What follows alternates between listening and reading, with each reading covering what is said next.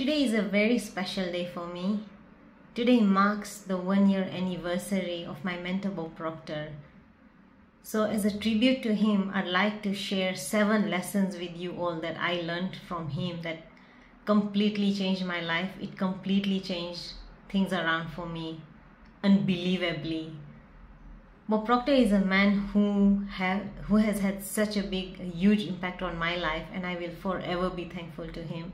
And of course, it was very sad when we lost him. The first lesson that I learned from him was on attitude. You know, we always react to things rather than responding. But you know, he said that in every situation, there was always something good to pick up. There was always something that would work in a situation for you. And he also said that, you know, treat people the way you'd like to be treated. What do people want? You know, people want to be treated as the most important person in this world. When you start doing that, what vibration are you going to be on? You are going to feel like the most important person in this world, and you will always be striving towards success when you start treating people as the most important people in your life. And he always said that there's always something good to learn from a situation. So dwell on what you've learned from the situation and move on to the next thing. You know, don't dwell on the past. Don't dwell on things that are going wrong or have gone wrong, because that adds no value to yourself or anybody else. The second thing that I learned from him was about the conscious and the subconscious mind. This is a concept that completely changed things for me, like day and night. So he taught me, you know, the big difference between the part of that mind that accepts and rejects ideas, which is the conscious mind, and your subconscious mind that holds your paradigm, that has 96% control over everything that happens in your life. So it controls your decision-making abilities, it controls your ability to earn income, it controls your ability to manage time, it controls your productivity levels, it controls the way you have relationships with other people, it controls your health, it controls absolutely everything. When I learned that, I started learning how to shift my paradigm, and lo and behold, I need a telescope to look back from where I have come from in my life. Just even 6 months ago, I was a completely different person. But because I have been using this concept of the conscious and subconscious mind in my life on a daily basis, it is still driving changes. It is still driving the results that I want in my life. The third thing that I learned was that no matter what happens, always have a good perception about things. Take what you can learn from a situation, you know. Take what's working in a situation, because there's always something good that's happening for you. You know, life is not happening to you, it's happening for you. Remember that. So even if you have to learn lessons along the way, remember that it's working in your favor. That's how we need to perceive everything in our life. Another thing that I learned from him, now the fourth point, is keep on thinking ways of how to better yourself in whatever it is that you're doing. So every single night, ask yourself, you know, how can I be better the next day?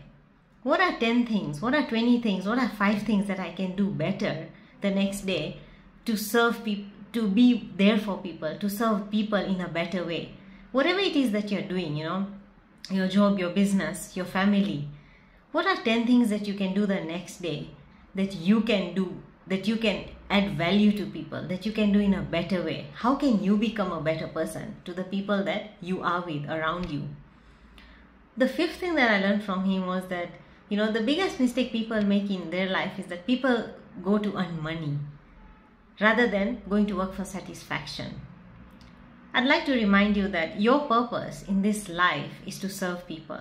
So through the work that you're doing, through the role that you have in your life, your sole purpose is to serve people, is to add some kind of value to their life. So think about it, you know. If you are going to work and you're frustrated, you're not happy, you know, whatever it is that you're doing, you're not happy and you're not satisfied, that means that's not what you're supposed to be doing. That means you need to take charge of your life and go for what it is that makes you happy, makes you feel satisfied. So people go to work for money, but that's not the core purpose. When you go to unsatisfaction to add value and to serve other people, the money will automatically flow. So don't let money be your focus.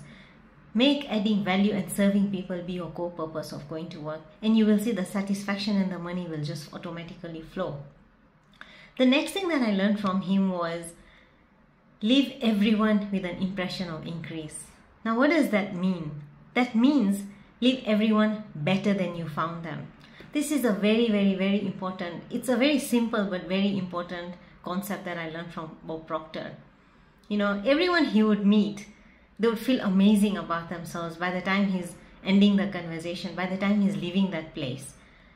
Because there's always something good to see in another person. Always seek the good, always praise somebody, you know, always add some kind of value, you know, whenever you're meeting someone or having some kind of conversation. And that's what an impression of increase means, that you leave somebody feeling better than you found them. So think about the small things that you can do, you know, people that you meet outside, you know, what can you tell them? People that you work with, people that you live with, how can you interact with them daily in such a way that you leave them better than you found them? Think about all the good things they are doing to you, all the value that they're adding in your life, and appreciate them, praise them for it. And you will see that will also make you feeling so good about yourself.